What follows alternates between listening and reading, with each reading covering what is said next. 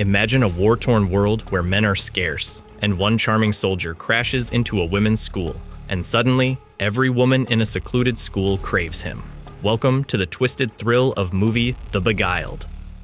The story begins in Virginia, 1864, the third year of the American Civil War. A young girl named Amy is collecting mushrooms in the forest when she discovers a wounded Union soldier, Corporal John McBurney. He asks her to take him to her school, the Farnsworth Seminary for Young Ladies, where only 4 girls, a teacher named Edwina, and the school's owner, Miss Martha, remain. Despite knowing he is an enemy, Amy feels pity and helps him. Upon arrival, John collapses. The girls find him handsome and carry him to the music room. Miss Martha instructs Amy to tie a blue cloth to the main gate, signaling an enemy presence. However, seeing John's poor condition, Martha decides to keep him until he recovers, then hand him over. Martha and Edwina stitch his injured leg. Amy wants to reveal John's name, but Martha dismisses it, stating he won't be staying long. Later, a large bell rings, signaling soldiers at the gate. Martha meets them. They warn her about nearby enemy soldiers and advise vigilance. Martha asks for bullets, planning to use her father's gun for protection. The captain provides them, and the soldiers leave. The girls watching from windows are relieved Martha didn't surrender John. The next day, Amy visits John, finding him better. The girls, dressed in their best, cook together to impress him.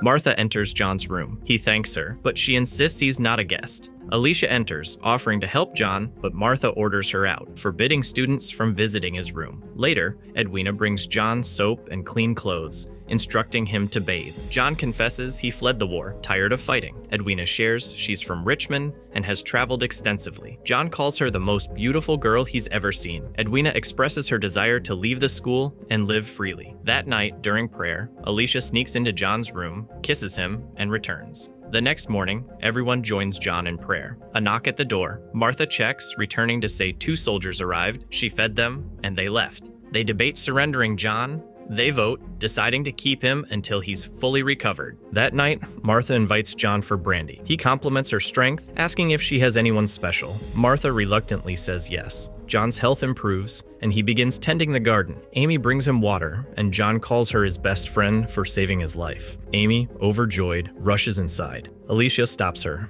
asking about John. Martha watches from upstairs. She approaches John, thanks him, and tells him his leg is better, and he can leave by week's end. John offers to stay as a gardener, but Martha refuses. The girls are saddened, asking if he can at least join them for dinner. Edwina tells John not to leave. He confesses his feelings for her, claiming he's tired of war and wants to marry her. Edwina approaches him. The other girls enter, accompanying John to dinner. At dinner, John praises the apple pie. Alicia claims she made it, Edwina says it was her recipe, and Amy states she picked the apples. After dinner, John praises Martha again, but she quickly departs. John then tells Edwina he will come to her room that night. Edwina waits, but hears voices from another room. She investigates, finding John and Alicia together. John has been flirting with all the girls, taking advantage of their affection. Enraged, Edwina leaves. John follows, but she pushes him, causing him to fall down the stairs, severely injuring his leg again. Martha rushes in, finding John unconscious. Alicia lies, claiming John was bothering her. They carry John to a room.